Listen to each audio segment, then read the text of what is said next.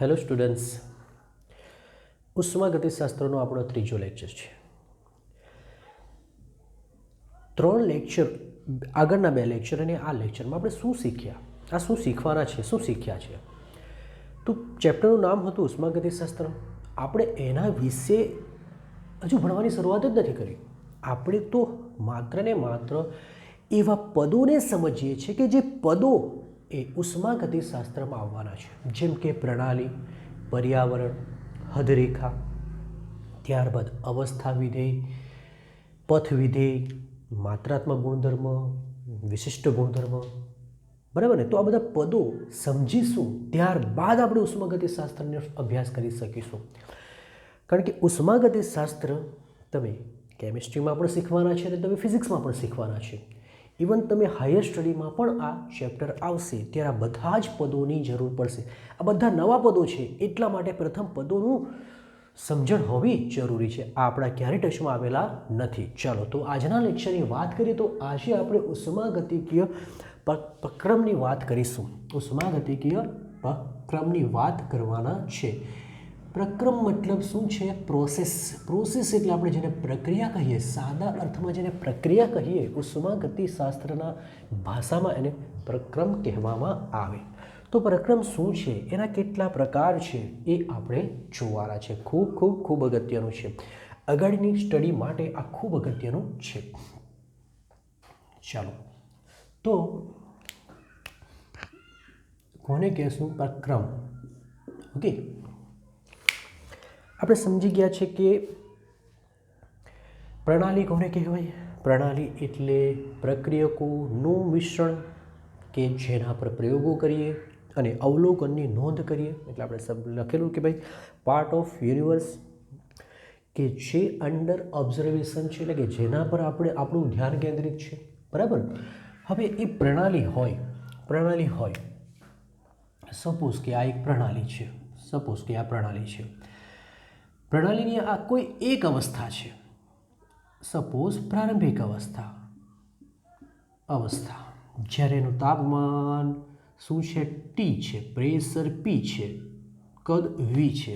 અવસ્થા વિધેયોના મૂલ્યો યાદ છે? અવસ્થા વિધેય એટલે એવા ચલો કે જેની મદદથી આપણે પ્રણાલીની અવસ્થાનું શું કરી શકીએ? વર્ણન કરી શકીએ. આ એક પ્રણાલી છે. હવે કોઈક રીતે આ અવસ્થા વિધેયમાંથી, અવસ્થા ચલોમાંથી કોઈ એકનું બી મૂલ્ય બદલાય તો આપણે લાસ્ટ લેક્ચરમાં વાત કરી ગયા કે જો એકનું પણ મૂલ્ય બદલાય તો પ્રણાલીની શું બદલાઈ જાય? અવસ્થા બદલાઈ જાય. પ્રારંભિકમાંથી આપણે શબ્દ વાપરીએ કે ભાઈ અંતિમ અવસ્થામાં આવી જશે, કોઈ બીજી અન્ય અવસ્થામાં આવી જાય. અને એકનું પણ મૂલ્ય બદલાય એટલે બધાનું મૂલ્ય બદલાય. સમજો કે આપણે ટીડેસ, પીડેસ અને વીડેસ વડે દર્શાવીએ તો પ્રણાલી એક અવસ્થામાંથી બીજી અવસ્થામાં રૂપાંતર પામે કોઈ પણ રીતે, એ પ્રોસેસને જ પ્રક્રમ કહેવામાં આવે છે. તો લખીશું કે પ્રણાલીનું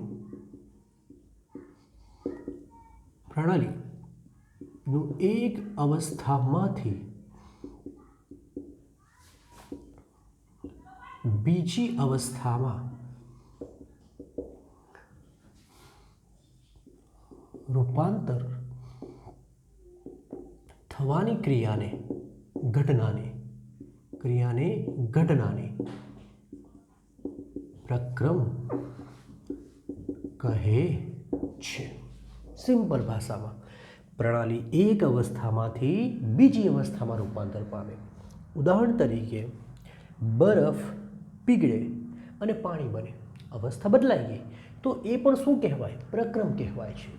વાત ક્લિયર થઈ? એક પાત્રમાં બરફ મૂકેલો છે, થોડા સમય બાદ બરફ પીગળી જાય તો પ્રણાલીની અવસ્થા બદલાઈ ગઈ. પહેલાં ઘન અવસ્થામાં તો પ્રવાહી અવસ્થામાં થઈ ગયો, અવસ્થા બદલાઈ ગઈ, માટે એ પણ શું છે? એક પ્રક્રમ છે. તો ક્લિયર હોવું જોઈએ. હવે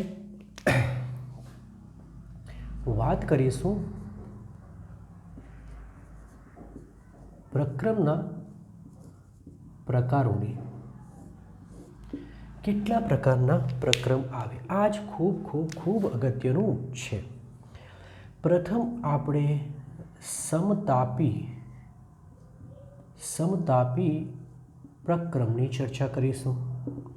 ચલો, સમતાપી, સમ મતલબ સમાન, તાપી મતલબ તાપમાન. તો પ્રણાલી જ્યારે પોતાની એક અવસ્થામાંથી બીજી અવસ્થામાં આવે, આ ક્રિયા દરમિયાન જો પ્રણાલીનું તાપમાન અચળ રહે, પ્રણાલીનું શું અચળ રહે? તાપમાન અચળ રહે, તો તેવા પ્રક્રમને સમતાપી પ્રક્રમ કહે છે. તો લખીશું કે પ્રણાલીનું એક અવસ્થામાંથી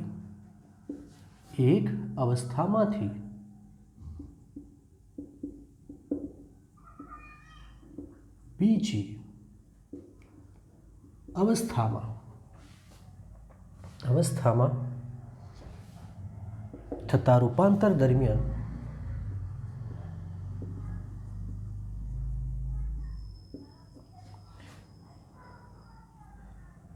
પ્રણાલીનું તાપમાન અચળ રહે,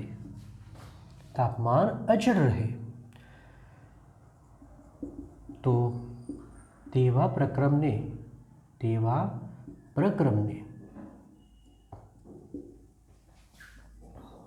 સમતાપી પ્રક્રમ કહે છે. ખૂબ સરળ ભાષામાં તાપમાન અચળ રહે. હવે તમે વિચારો કે આ પ્રણાલી છે, તાપમાન T છે, આ એની પ્રારંભિક અવસ્થા છે, અને એ અવસ્થા બદલીને અંતિમ અવસ્થામાં આવે છે, પરંતુ તાપમાન T જ રાખવું છે, કારણ કે તાપમાન તો અચળ છે.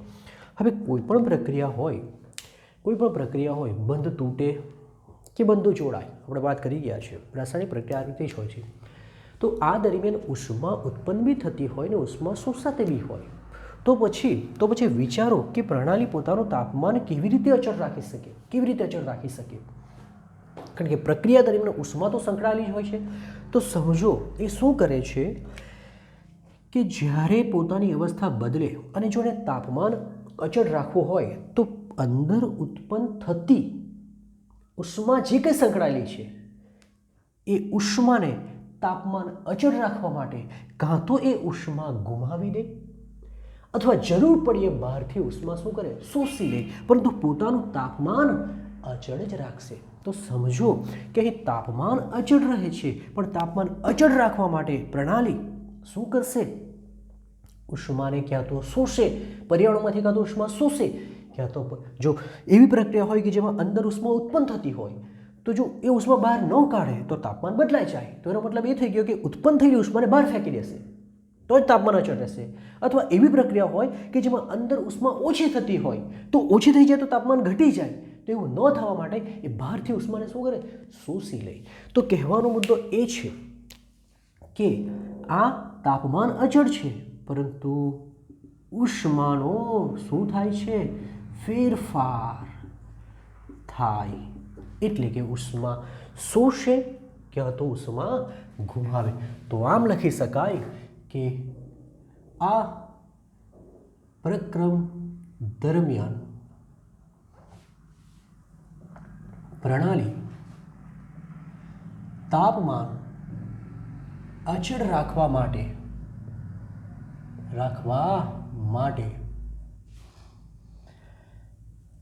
ઉષ્મા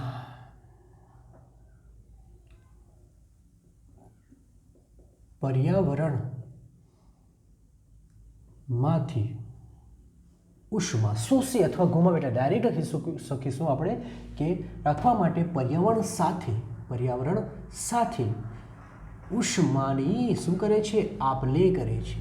ઉષ્માની આપ-લે કરે છે. એટલે ખૂબ અગત્યનું છે. માટે કહી શકાય કે ડેલ્ટા ટી એટલે કે તાપમાનમાં ફેરફાર તો થતો જ નથી, એ તો 0 રહેશે, પરંતુ ક્યુ એટલે કે ઉષ્મામાં ફેરફાર 0 હોતો નથી.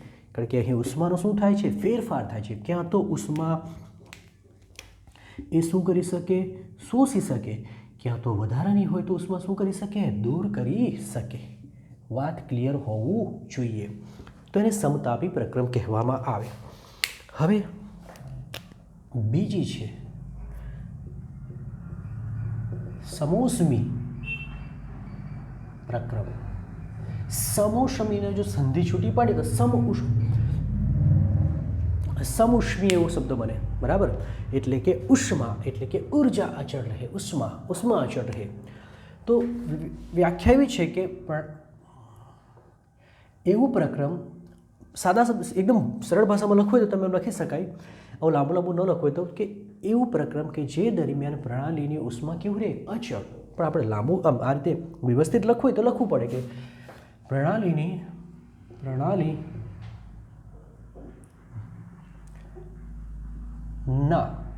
પ્રણાલીનું એક અવસ્થામાંથી બીજી અવસ્થામાં થતા રૂપાંતર દરમિયાન પ્રણાલીનું એક અવસ્થામાંથી બીજી અવસ્થામાં થતા રૂપાંતર દરમિયાન ઉષ્માનો જથ્થો અચળ રહે. એનો મતલબ એ કે ઉષ્મા શોષે પણ નહીં અને ઉષ્મા ગુમાવે પણ નહીં. તો તમે આની જગ્યાએ એવું લખી શકો, ઉષ્મા શોષે કે ગુમાવે નહીં.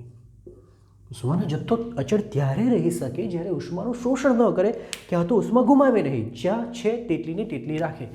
તો ઉષ્મા શોષે નહીં કે ગુમાવે નહીં, તો તેને સમોષ્મી પ્રક્રમ કહે છે. Adiabatic process, isothermal process, adiabatic process આના માટે વપરાતો શબ્દ છે. હવે ફરી પ્રશ્ન એ થશે કે આ પ્રણાલી છે, ઉષ્મા ક્યુ છે, મારે ફરીથી ઉષ્મા ક્યુ જ રાખવી છે. આવું કેવી રીતે પોસિબલ હોય? આવું કેવી રીતે પોસિબલ હોય કે ઉત્પન્ન થતી ઉષ્મા અથવા તો અંદર જરૂરી ઉષ્માનો ફેરફાર ન થાય? તો સાંભળો, કદાચ એવી પ્રક્રિયા હોય કે અવસ્થામાં ફેરફાર દરમિયાન અંદર ઉષ્મા ઉત્પન્ન થતી હોય, બરાબર, પણ એવું એણે ઉષ્મા બહાર ફેંકવી નથી. તો શું કરશે? એ શું કરશે? એનું તાપમાન વધારી દેશે, રાઈટ? અથવા એવું થાય કે ઉષ્માની જરૂર પડે તો બહારથી ઉષ્મા લેવું નથી, તો શું કરશે? તાપમાનને ઘટાડી દેશે. કહેવાનો મતલબ કે જ્યારે ઉષ્માની અચળ રાખે ત્યારે કોનો ફેરફાર કરે? તાપમાનનો શું થાય? ફેરફાર થાય. ખૂબ યાદ રાખજો સર, ખૂબ અગત્યનું છે કે અહીં ઉષ્માનો ફેરફાર થાય જ્યારે અહીં તાપમાનનો ફેરફાર કરીને પોતાની ઉષ્માને અચળ રાખે. તો લખીશું કે આ પ્રક્રમ દરમિયાન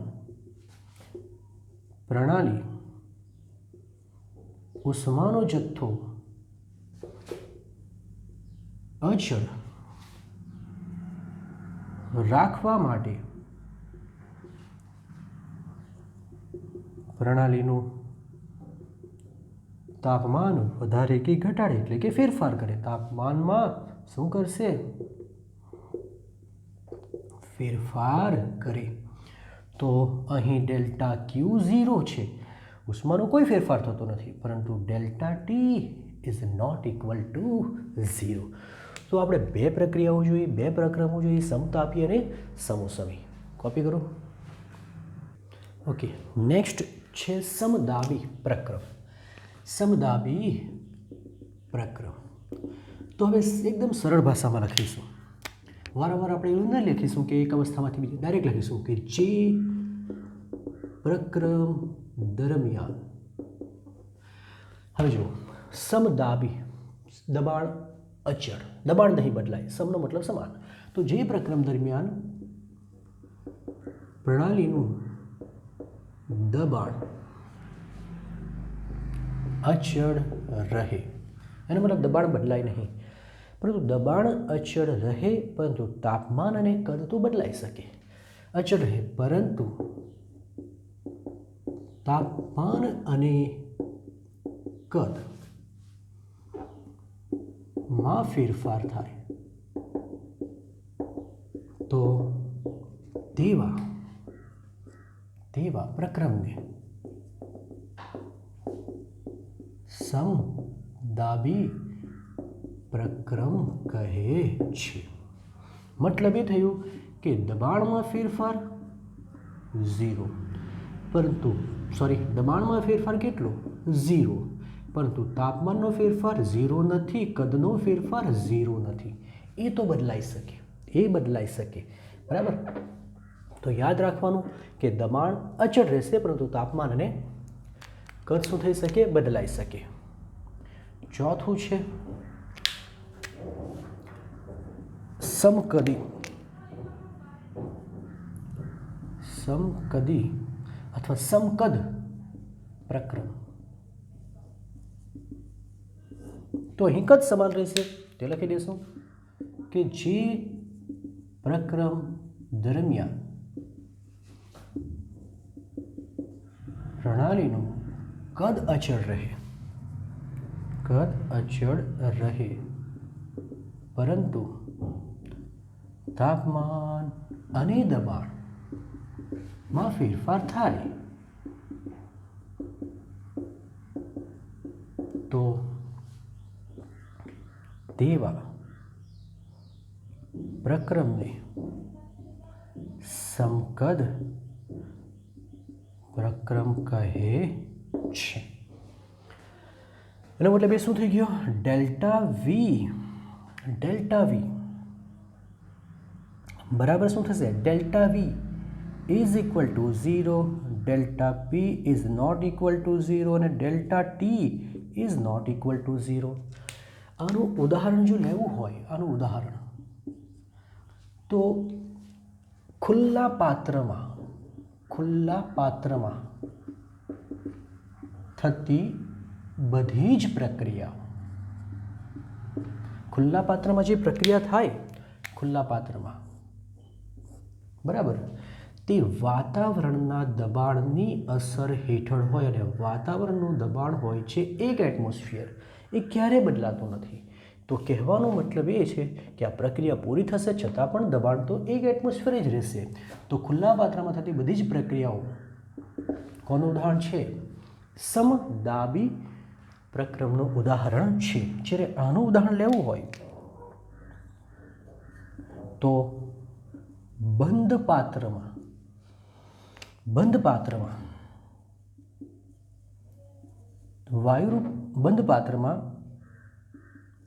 વાયુરૂપ અવસ્થામાં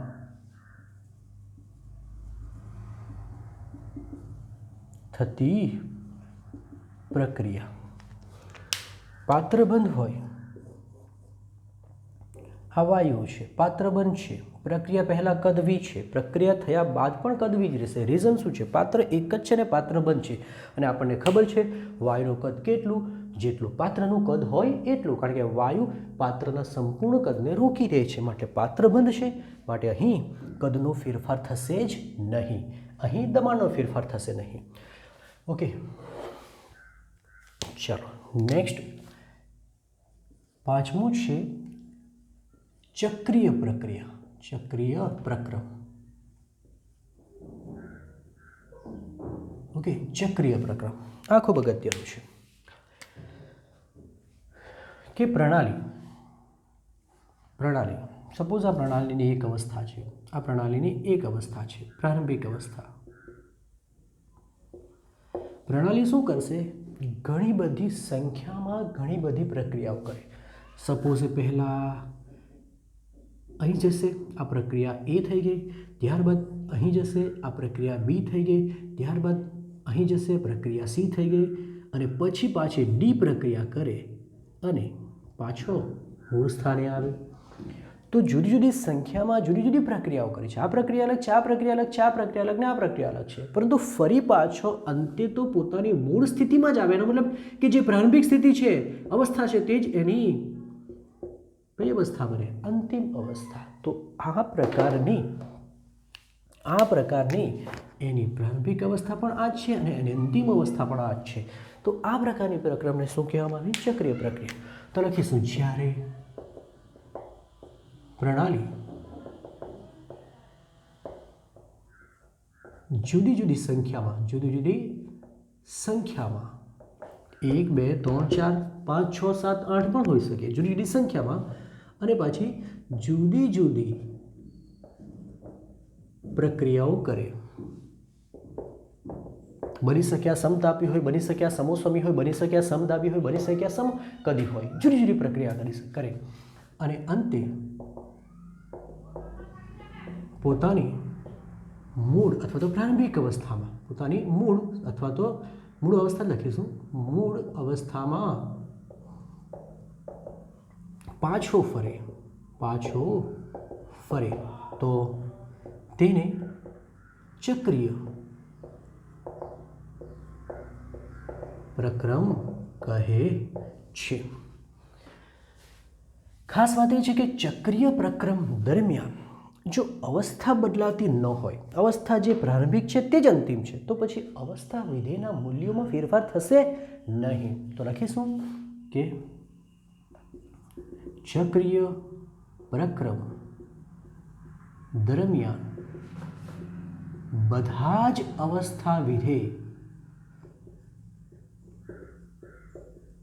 મૂલ્યો અચળ એટલે કે ફેરફાર શૂન્ય રહે છે. જેમ કે તાપમાન, દબાણનો ફેરફાર 0, કદનો ફેરફાર 0, અરે એન્થાલ્પી ફેરફાર પણ 0 અને આંતરિક ઉર્જા ફેરફાર પણ 0. બધા જ અવસ્થા વિધેયના મૂલ્યો કેવા હોય છે? શૂન્ય હોય છે. ઓકે, ચાલો એક નોટ કરીને અગાડી ઉમેરી દેવાનું છે, કારણ કે આપણે સમતાપી અને કયું તો કે સમોસમી પ્રક્રિયાનું ઉદાહરણ ન લખ્યું, તો આપણે લખી દઈએ. આ બેના ઉદાહરણ તો લખી દીધા. તો સમતાપી પ્રક્રમનું ઉદાહરણમાં શું આવશે કે જે પાત્ર છે એ પાત્ર ઉષ્માનો વાહક હોવું જોઈએ, તો જ પેલી ઉષ્મા પર્યાવરણ સાથે આપ-લે કરી શકે. તો લખીશું ઉષ્માના વાહક એટલે કે હદરેખા, આપણી જે હદરેખા એમ કે પ્રણાલીની હદરેખા તે ઉષ્મા વાહક હોવી જોઈએ. ઉષ્માના વાહક એવા પાત્રમાં થતી પ્રક્રિયા સમતાપ હોય છે, બરાબર. અને એ જ રીતે સમોસમી પ્રક્રમનું ઉદાહરણ લઈએ. સમોસમીમાં ઉષ્મા બહાર નહીં જવી જોઈએ, અંદર બી નહીં આવવી જોઈએ, મતલબ કે ઉષ્માનું અવાહક પાત્ર હોવું જોઈએ. તો ઉષ્માના અવાહક પાત્રમાં થતી પ્રક્રિયા સમોસમી હોય છે. તો તમારે આ બંને ઉદાહરણ અગાડી ઉમેરી દેવાના. ક્યાં? સમતાપ પ્રક્રિયા અને સમોસમી પ્રક્રમમાં, બરાબર. ચલો કોપી કરો. બે પ્રકારના પ્રક્રમ બીજા આવે છે, પ્રતિવર્તી પ્રક્રમ અને અપ્રતિવર્તી પ્રક્રમ. પ્રતિવર્તી અને અપ્રતિવર્તી આપણે આના પછીના ચેપ્ટરમાં તમે એનો કોઈ અલગ મિનિંગ શીખવાના છે અને આ ચેપ્ટરમાં એનો કોઈ અલગ મિનિંગ શીખવાના છે, બરાબર. નોર્મલી પ્રતિવર્તીનો મતલબ થાય કે અગાડી બી જાય અને પછાડી બી જાય. વાત બરાબર છે, બંને વસ્તુ સાચી જ છે, અહીં પણ તે જ છે, પરંતુ આને ઉષ્મા ગતિશાસ્ત્ર પ્રમાણે સમજાવવું પડશે અને તમે આના પછીના ચેપ્ટર સંતુલનમાં એને કોઈક બીજી રીતે સમજશો. એટલે દરેક વસ્તુને જે તે વિષયને લગતું જ ધ્યાનમાં લેવું પડશે, તો જ તમે તેને યાદ રાખી શકો. ચલો, પ્રતિવર્તી પ્રક્રમ. પ્રક્રમ એટલે પ્રક્રિયા, પ્રક્રમ એટલે પ્રક્રિયા, આપણે વાત કરી ગયા છે. તો એવું પ્રક્રમ કોને કહેવાય પ્રતિવર્તી અને કોને કહેવાય અપ્રતિવર્તી? જો કોઈ પણ પ્રક્રિયા હોય આ રીતે હોય, આ પ્રણાલીની એક અવસ્થામાંથી પ્રણાલીની બીજી અવસ્થા પ્રાપ્ત કરે. આમાંથી આમ જાય તો આપણે એના માટે જે બળ જરૂરી, મતલબ કે પ્રારંભિક અવસ્થામાંથી, સાંભળજો કે પ્રારંભિક અવસ્થામાંથી અંતિમ અવસ્થામાં લઈ જવા માટે કોઈક અંદર બળ તો હશે ને, કંઈક તો બળ લાગતું હશે ને કે જે પ્રણાલીની અવસ્થા બદલે. એ બળને કહેવામાં આવે આવર્તક બળ. બળને શું કહેવામાં આવે? આવર્તક બળ, ડ્રાઇવિંગ ફોર્સ. ડ્રાઇવિંગ ફોર્સ જે આપણને પ્રારંભિક અવસ્થામાંથી અંતિમ અવસ્થામાં લઈ જાય. પરંતુ એની સામે અંદર એક વિરોધક બળ પણ હોય છે. અંદર એક વિરોધક બળ હોય છે જે આ ફેરફારનો વિરોધ કરે અને એને પાછો પોતાની મૂળ સ્થિતિમાં લઈ જવાનો પ્રયત્ન કરે. એને કહેવામાં આવે વિરોધક બળ. સાંભળજો બરાબર, વિરોધક બળ. ઓકે. હવે પ્રતિવર્તી પ્રક્રમ કેવી હોય કે જેમાં આવર્તક બળ અને વિરોધક બળમાં લગભગ સમાન હોય, પરંતુ તેમાં આવર્તક બળ વિરોધક બળ કરતાં જરાક જ મોટું હોય. જરાક જ મોટું આના કરતાં જરાક મોટું હોવાને કારણે એ ધીમે પ્રક્રિયા કરશે. બરાબર? કારણ કે આના કરતાં જરાક જ મોટું છે, પેલો બી એની સરખામણીમાં તેટલું જ બળ લગાવે સામે એકદમ સરખું થઈ જાય તો પ્રક્રિયા થાય જ નહીં. પરંતુ આ જરાક વધી જાય તો એને જરા ખસેડશે. તો કહેવાનો મતલબ એ થઈ ગયો કે પ્રતિવર્તી પ્રક્રમ એટલે અત્યંત ધીમે થતી પ્રક્રિયા અને ખૂબ નાના તબક્કે થતી પ્રક્રિયાઓ. તો લખીશું આ એવું પ્રક્રમ છે કે જે અત્યંત ધીમે અને સૂક્ષ્મ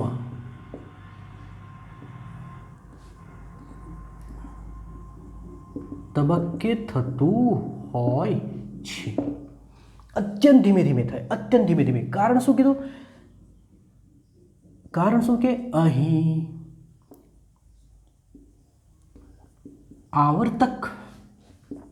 આવર્તક બળ એટલે કે આ એ વિરોધક બળ કરતા સહેજ જ વધુ હોય છે. નો ડાઉટ વધુ હોય છે, પરંતુ કેવું છે? સહેજ જ વધુ હોય છે. તો આમ લખી શકીએ કે ફોર્સ કયું? તો આવર્તક એટલે કે ડ્રાઇવિંગ ફોર્સ એ જરાક જ વધારે હશે. કોના કરતાં? વિરોધક બળ એટલે કે રિપલ્સિવ, અથવા તો જેને આપણે રિપલ્સિવ ફોર્સ કહી શકીએ. બરાબર? તો ડ્રાઇવિંગ ફોર્સ રિપલ્સિવ એટલે કે વિરોધક બળ કરતાં જરાક જ મોટું હોય, જરાક જ મોટું હોય. એના લીધે શું થાય કે જ્યારે એક તબક્કે પ્રક્રિયા કરે તો દરેક તબક્કે જો આપણે વિરોધક બળમાં જરાક ફેરફાર કરી નાખીએ વધારે, તો એ પાછી પોતાની મૂળ સ્થિતિમાં આવી જાય. તો આપણે અહીં પ્રારંભિક અવસ્થામાંથી અંતિમ અવસ્થા લખેલું તો છે, નો ડાઉટ. પરંતુ અહીંથી અહીં પહોંચવા માટે ઘણા બધા તબક્કાઓ સમજો. આ એક ઉદાહરણ લઈએ. આપણે એક ઉદાહરણ લેશું. તમે સાયકલના ટાયરમાં જ્યારે હવા નીકળી જાય તો તમે પંપ દ્વારા હવા તો મારી જશે. ઓકે, સપોઝ આ પંપ છે, બરાબર, અને એમાંથી હવા નીકળે છે અને આ પંપનું પેલો પિસ્ટન છે, બરાબર, એમાં રબર હોય અને આ તમે ઉપરથી પ્રેશર આપો છો જેથી પેલી હવા અહીંથી નીકળે અને પેલા ટાયરમાં જાય. હવે આપણે આને બે રીતે કરીશું, બે રીતે જોશું. આ ખૂબ અગત્યનું છે. આ એક ઇમેજનરી જ સમજાવેલું છે મેં તમને. આવું કંઈક 100% ન થતું, પણ આપણે સમજાવવા માટે આને લઈએ. ચલો એક કામ કરીશું. આપણે શું કરીએ, એકવાર એક જ ધડાકે આપણે દબાવી દઈએ. તો પહેલાં જે કદ, વાયુનું જે કદ આ વી હતું અથવા તો V1 હતું, દબાવી દેશો એટલે સપોઝ કે અહીંયા આવી જશે પંપ. તો કદ કેટલું થઈ જશે? આટલું જ થઈ જશે, એટલે કે V2 થઈ જશે. તો આ એક જ તબક્કામાં અને ઝડપી પ્રક્રિયા થઈ. વાત સમજ પડી? પરંતુ હું શું કરું છું, ધ્યાનથી જુઓ. હું થોડુંક દબાવું, પછી જરાક ધીમેથી 1 મિનિટ લઈને પાછું જરાક દબાવું. આ તો બહુ વધારે મોટા બતાવ્યા છે, પણ તમે એકદમ સ્મોલ ધીમે ધીમે ધીમે ધીમે, જેમ કે પહેલાં તમે અહીંથી આવવા માટે 1 સેકન્ડનો ટાઈમ લેતા હતા, હવે એટલો જ આવવા માટે તમે 5 મિનિટ લો, તો તમે વિચારો કે કેટલે ધીમે ધીમે તમે આવશો. ખૂબ નાના સ્ટેપે આવશો, ખૂબ નાના સ્ટેપે, અનંત કહી શકાય, ખૂબ નાના સ્ટેપે, રાઈટ. હવે તમે એક વસ્તુ જોયું હશે, જો તમને પંપને અચાનક દબાવી દેશો તો નીચેનો ભાગ ગરમ થઈ જાય. તમે જોયું હશે, હાથ અડકી જશો, તમારો પંપનો ભાગ ગરમ થઈ જશે. રીઝન શું થયું? ઘર્ષણ બળના લીધે ઉષ્મા ઉત્પન્ન થઈ. પણ જો તમે એ જ કાર્ય કરવા માટે 5 મિનિટનો સમય લેશો તો તમારી પંપ ગરમ થશે? ચેક કરી જોજો, ન થશે. તો કારણ શું છે? તમે શું કહેશો? સર ઘર્ષણ બળ નહીં લાગ્યું હશે. અરે કેમ ન લાગ્યું? અહીંથી અહીં આવવા માટે જેટલો ઘસારો થાય એટલો જ તો ઘસારો અહીંથી અહીં આવવા માટે થવાનો, તો ઘર્ષણ બળ તો લાગવાનું જ કે નહીં? તો પછી ગરમ કેમ ન થયું? તો એનું રીઝન સમજાવું છું. રીઝન એ છે કે જ્યારે એ અહીંથી અહીં આવે તો અહીંથી અહીં સુધી આવવા દરમિયાન એટલો સમય લે, એટલો વધારે સમય લે કે તે દરમિયાન જે કંઈ ઉષ્મા ઉત્પન્ન થાય એ તરત જ પર્યાવરણને મળી જાય અને પર્યાવરણ સાથે સંતુલન પ્રાપ્ત કરી લે. એનો મતલબ કે દરેક તબક્કે એ પર્યાવરણ સાથે સંતુલન પ્રાપ્ત કરી ચૂકેલો હોય એટલે આપણને ગરમી દેખાતી નથી. જ્યારે અહીં સંતુલન માત્ર પ્રારંભિક અને અંતિમ અવસ્થામાં જ હોય છે અને મોટો ગાળો છે માટે ઉષ્મા ઉત્પન્ન થઈ જાય, બહાર ફેંકાઈ જાય. વચ્ચે તો સંતુલન છે નથી માટે ઉષ્મા બહાર ફેંકાવાને લીધે આપણું પાત્ર ગરમ થઈ જાય. તો થોડુંક સમજવાનું છે કે એવું પ્રક્રમ કે જે અત્યંત ધીમે ધીમે અને સૂક્ષ્મ તબક્કે થતું હોય અને અહીં આવર્તક બળ એ વિરોધક બળ કરતાં વધુ હોય અને તેથી શું થાય છે? સૂક્ષ્મ તબક્કે થવાથી શું થાય છે કે દરેક તબક્કે પ્રણાલી અને પર્યાવરણ વચ્ચે શું સ્થપાયેલું હોય? સંતુલન સ્થપાયેલું હોય છે. અહીં દરેક સૂક્ષ્મ તબક્કે પ્રણાલી અને પર્યાવરણ વચ્ચે સંતુલન સ્થપાયેલું હોય છે. ઓકે, 3 મુદ્દા થયા. હવે પ્રશ્ન શું આવી પ્રક્રમ કુદરતમાં જોવા મળે? તો ના ભાઈ, એવું કોઈ પ્રક્રમ કુદરતમાં નથી. આ એક કાલ્પનિક વાતો છે. અહીં પણ ગમે તે થતું હોય, ગમે એટલું ધીમે આવું, પણ થોડીક ઉષ્માનો વ્યય તો થાય જ છે. મતલબ આ એક આદર્શ પ્રક્રિયા છે. આ એક આદર્શ પરિસ્થિતિમાં થતું પ્રક્રમ છે. મતલબ એવું કોઈ પ્રક્રમ નથી, મતલબ કાલ્પનિક છે. તમે લઈ શકો કાલ્પનિક છે. ત્રીજો લાસ્ટ મુદ્દો કે આપણે એવું માની લઈએ કે અહીંથી અહીં આવવા દરમિયાન ઉષ્માનો વ્યય ન થાય અને થતું કાર્ય સૂક્ષ્મ કાર્ય, બરાબર, દબાણ આપશો તો કાર્ય તો થવાનું જ. પ્રક્રિયા પ્રણાલી એક અવસ્થામાંથી બીજી અવસ્થામાં રૂપાંતર પામે એટલે કાર્ય થાય. W1 છે, ત્યાંથી અહીં સુધી આવવા થતું કાર્ય W2, W3, અથવા તો એને સૂક્ષ્મ હોવાથી તમે ફિઝિક્સમાં એને D લખશો, DW1, DW2, DW3. આમ સૂક્ષ્મ કરશો અને કુલ કાર્ય જ્યારે જોઈએ ત્યારે તમે બધાનો સરવાળો કરી દેવાનો. જેને તમે ફિઝિક્સમાં આ રીતે લખશો કે કાર્ય બરાબર DW પ્રારંભિક અવસ્થાથી અંતિમ અવસ્થા. આ જે કાર્ય હોય છે એમાં તમારું બધી જ ઉષ્મા કાર્યમાં રૂપાંતર પામે એટલે અહીં કાર્ય મહત્તમ હોય છે, કારણ કે એ ઉષ્માનો વ્યય લગભગ નહીવત છે, તો શૂન્ય છે. માટે લખી શકાય કે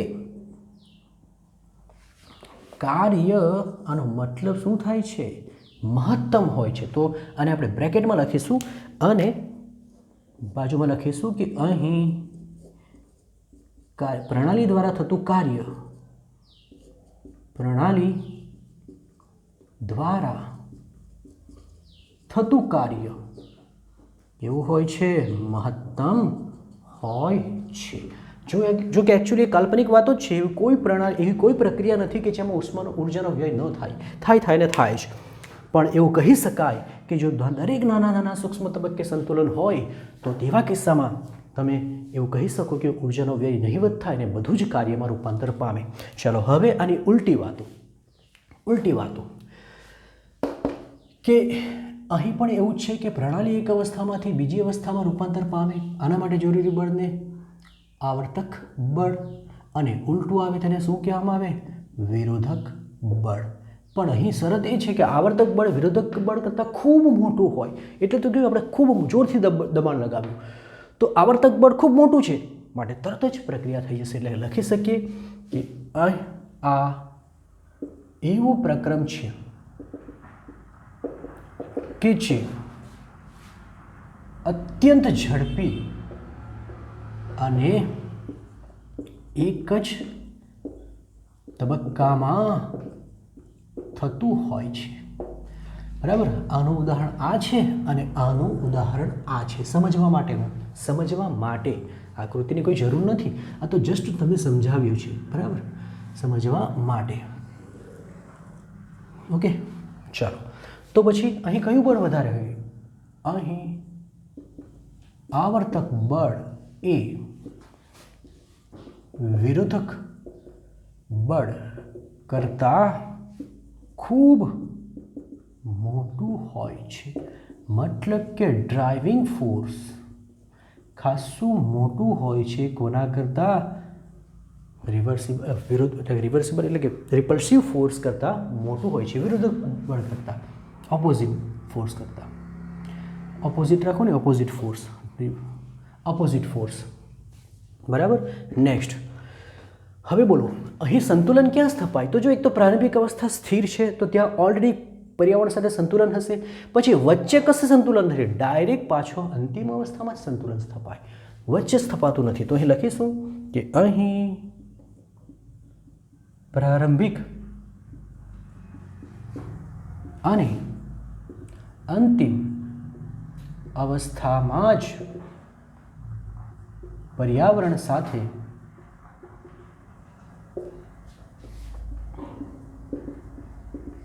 સંતુલન સ્થપાયેલું હોય છે. બરાબર.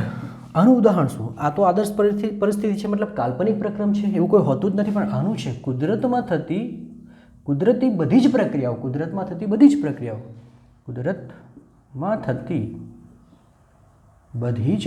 બધા જ